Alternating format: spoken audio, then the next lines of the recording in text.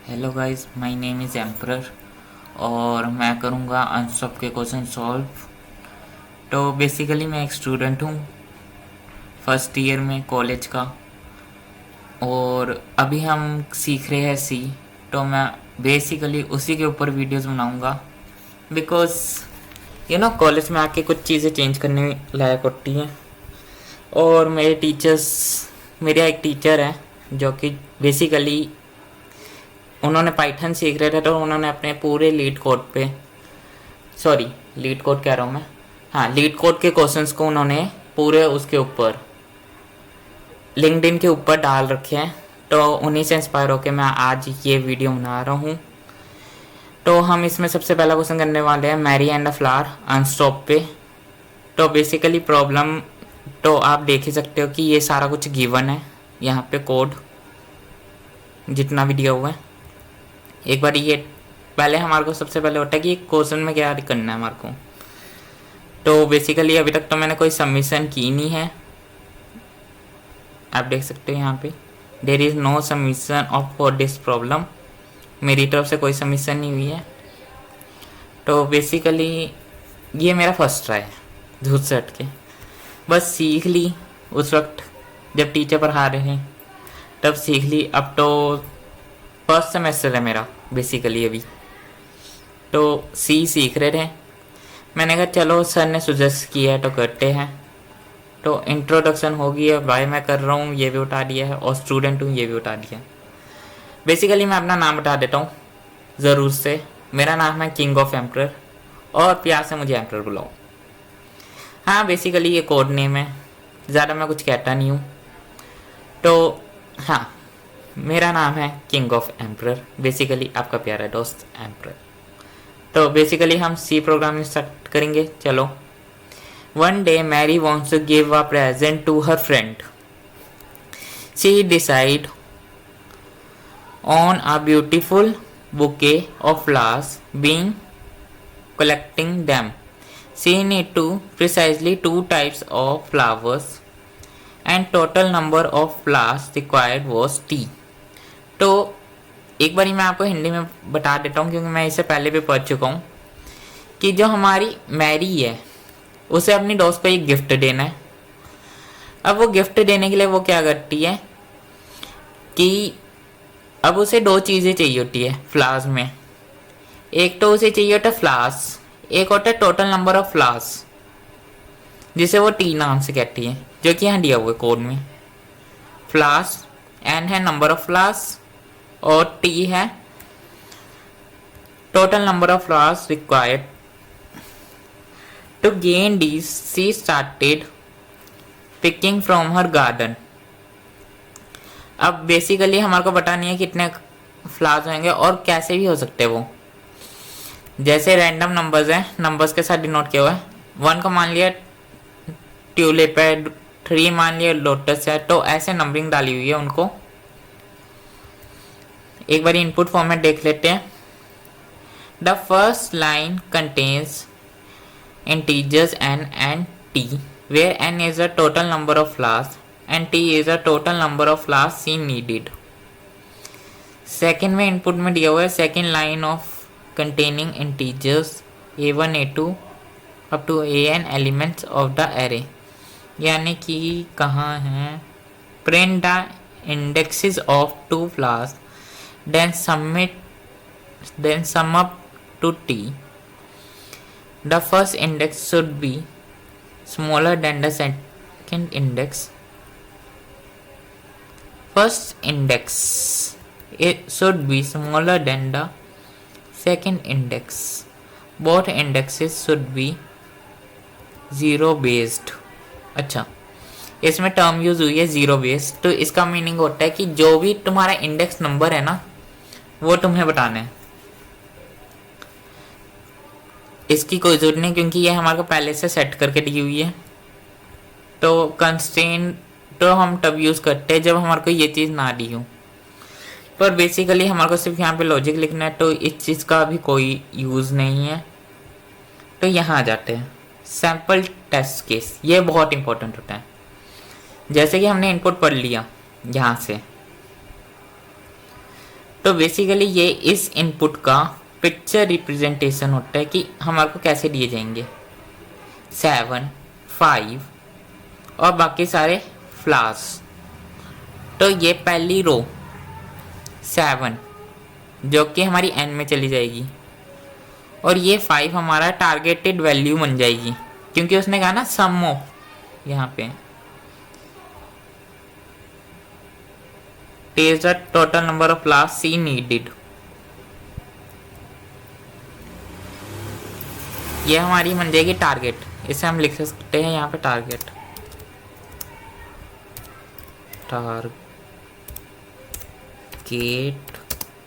Value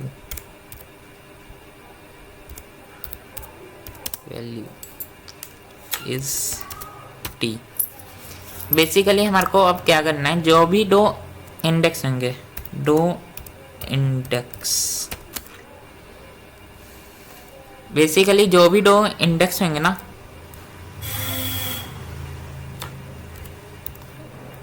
उनका सम T के equal है। बेसिकली हमारी टारगेटिंग वैल्यू T क्या है कि जो भी हमारे पास दो इंडेक्स है उनका सम T आए। तो हमारे को यहाँ पे कोड तो लिखना नहीं है, यहाँ लिखना है और बेसिकली वो कोई इम्पोर्टेंट बात भी नहीं है, हम ऐसे लिखते हैं। तो देख लेते हैं यहाँ पे कोड कैसे चल रहा है। ये तो स्कैन हो जाएगा, फिर यहाँ पे आएगा कोड सीधा, यहाँ से रन होना स्टार्ट होएगा। दो वैल्यूज उठाई, स्कैन किए नंबर्स को, array in the form of n, मतलब जो भी वैल्यू देंगे वो यहाँ आ जाएगी। फिर स्कैन का यूज़ करके हमने एरे ये नंबर्स प्रिंट कराए, यहाँ पे स्पेस आएगी। और बेसिकली ना अगर आपको देखना है कि एरे जो प्रिंट हो रही है वो कैसे प्रिंट हो रही है तो देख लेना। प्रिंट % हटा दो क्योंकि एक बार नॉलेज रहे ना कि हमारा आउटपुट कैसा आ रहा है। यहाँ पे ये भी चीज़ चेक करते रहना बीच बीच में कि कई बार बताऊँ क्या होता है, ये चीज़ में कोई गड़बड़ होती है तो वो चकता नहीं है। Your output is this 0 0 expected output. ये 0 0 क्यों आ रहा है? हमारे टेस्ट केसेस में कितने वैल्यूज है? 7 है ना, ये 9 क्यों आ रहे हैं? तो यही झोलमाल वो करते हैं, इसलिए पहले लगा के चेक कर लेना एक बारी।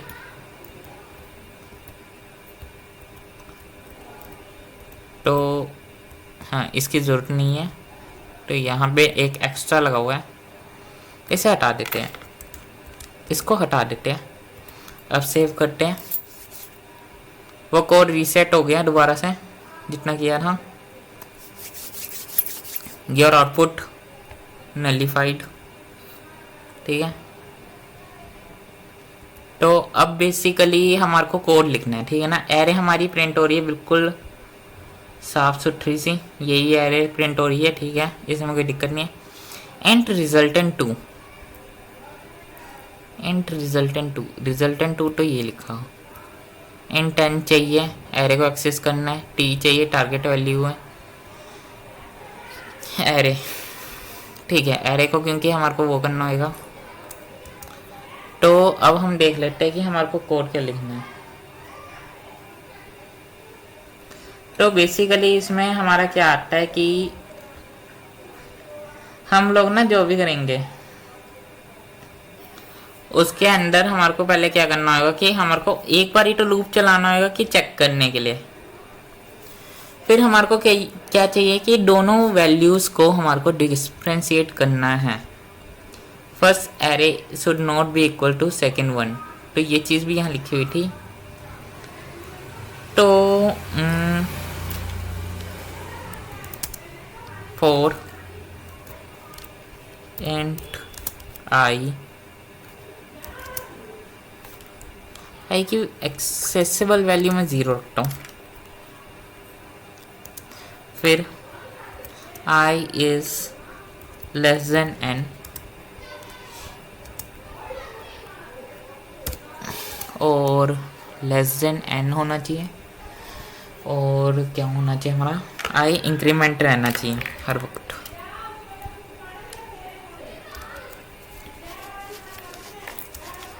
और अब हमारे को मैं बेसिकली ये बता देता हूँ कि हमने आई लेस देन एन क्यों लिखा, i equals to less than n क्यों नहीं लिखा। ये एक बहुत दिक्कत आती है, बिकॉज जो हमारा एन है, एक मिनट गाइस, ये और ठीक है, कल मेरी ड्यूटी है यहाँ पे। तो basically I less than N का मीनिंग होता है, एक minute, I less than N का मीनिंग होता है यहाँ पे कि एन जो है ना वो होता है हमारा नंबर ऑफ एलिमेंट। तो ये बेसिकली 1 से स्टार्ट होता है, ये नेचुरल नंबर्स होते हैं। एक सिंपल भाषा में बोलूँ तो नेचुरल नंबर्स, और आई जो होता है ना, नेचुरल नंबर्स और आई जो होता है, and I is whole number, और आई जो होता है वो होल नंबर होता है। तो ये स्टार्ट होगा 0 से, जबकि n स्टार्ट होता है, i स्टार्ट फ्रॉम 0, क्योंकि इंडेक्सिंग हम हमेशा 0 से स्टार्ट करते हैं, बेसिकली हम होल नंबर ही बनाते हैं इसे, और n स्टार्ट होता है हमारा 1 से। तो ये बेसिकली एक रीज़न आ जाता है कि हम एक वैल्यू कम लेते हैं, इसलिए हम आई में यूज़ करते हैं। अगर हमारे को ऐसे लिखना है ना, i is less than equals to n, तो हम ऐसे नहीं लिखेंगे, हम लिखेंगे n माइनस 1। ये चीज़ यहाँ पे आती है, आई को लिखा जाता है आई इज लेस देन और इक्वल्स टू n माइनस 1। फिर इससे बताऊँ क्या लगता है कि ये इसने आप कितनी स्पेसेस ले ली है, 1 2 3 4 5 6 7 8। तो ये 8 स्पेसेस की जगह पे ना हम लोग सिंपली करते हैं कि कम से कम स्पेस यूज़ हो, क्योंकि कोडिंग में ना ब्यूटी डज नॉट मैटर। अगर तुम लीड कोड या कोई भी हैकाथॉन वगैरह करते हो तो हाँ बिल्कुल ही तुम्हारे को ऐसे नहीं होता कि तुम्हारे को प्रिंट एफ से पहले कुछ लगाना है, second largest element, third largest element, उन्हें सिर्फ आउटपुट चाहिए होता है। तो वो कहते हैं प्रिंट एफ, नाम डाल दो, बस ख़त्म, स्कैन एफ नाम डालो, काम ख़त्म। लेकिन प्रैक्टिकल फाइल में तुम्हारे को लिखना होता है enter the number of elements this, enter the number of elements entering in the array is this. तो ये बहुत ज़्यादा होता है। चल back to the code. 4 J 4 int J equals to 0 equals to 0 नहीं, equals to I plus 1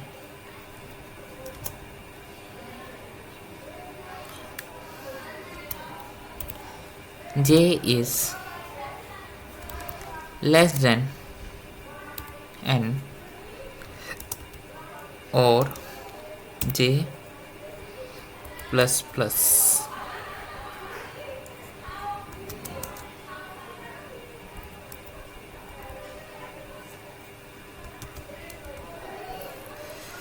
if एक minute,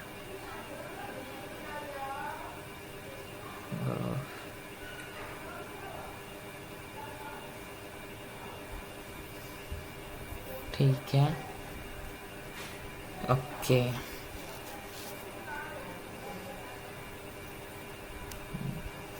sorry for disturbance, वो कोई इम्पोर्टेंट काम आ गया था।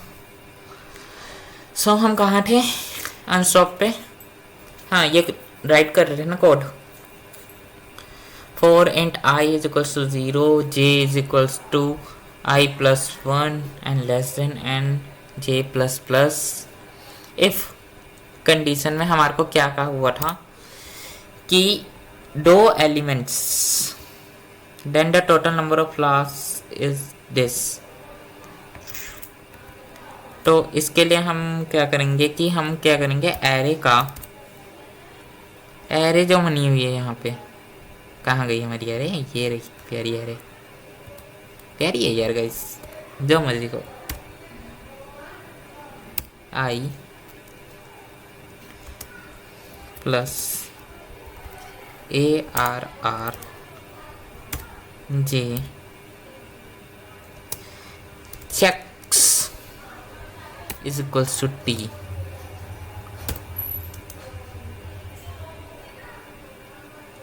अरे मैंने वो क्यों लगा दिया?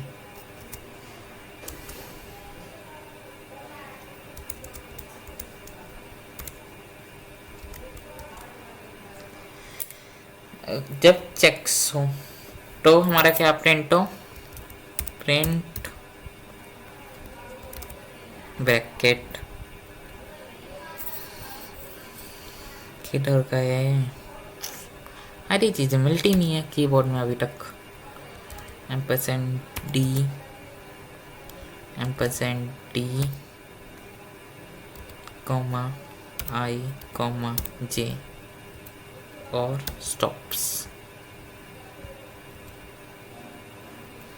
रन करके देख लेते एक बारी, क्योंकि इंडेक्स चाहिए था 4i0 j = i plus 1, difference चाहिए थे।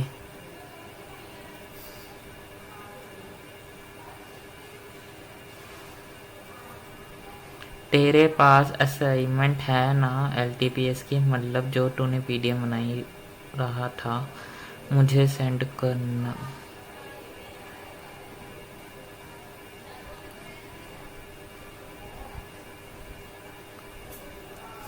Compiled error, find flowers indices.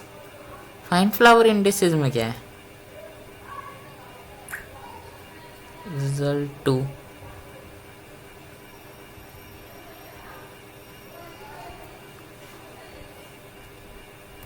अच्छा ठीक है, बेसिकली हम प्रिंट एफ का यूज़ करते हैं। मैंने प्रिंट लिख दिया था बाई मिस्टेक।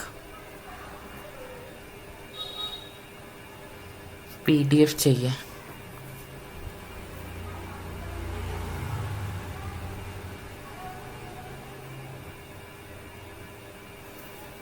टेस्ट पास्ट, दूसरा वाला भी चेक कर लेते हैं। टेस्ट केस पास, सबमिट कर दो। बेसिकली जब आप सबमिट करते हैं तो यहाँ पे आपका स्कोर दिखने लग जाता है। सो हमने ये प्रोग्राम लिखा था, 2 टेस्ट केसेस फेल हो गए थे।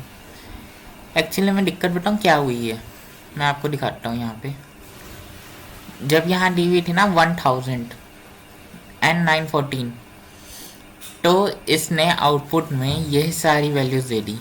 अब ऐसा किसी को देखने से लगेगा भाई ये क्या है, ठीक है। दूसरे हटके मैंने भी जब पहली बार देखी तब मैं भी कह रहा भाई ये क्या है, बट एक्चुअली में ना ये ऐसे पेयर बनाए हुए हैं, 4 4, फिर नेक्स्ट 4 यहाँ से वैल्यूज़ हैं। यहाँ से एक मिनट में दिखा देता हूँ कुछ और रो में, 1 2 3 4, और ये होगी 4 और वैल्यूज़। तो यानी कि हमारे पेयरिंग बन रही है अब एक से ज़्यादा। एक से ज़्यादा का मीनिंग हो गया है हमारा कि जो हमारे को वैल्यूज़ दी हुई है ना, हमारा एक्सपेक्टेड रिजल्ट है ये, लेकिन हमारी वैल्यूज़ आ रही है ये सारी, और अब उसे समझ नहीं आ रहा, उसने इतनी सारी वैल्यूज़ प्रिंट करा दी है, इसलिए हमारा प्रोग्राम कैंसिल हो गया है।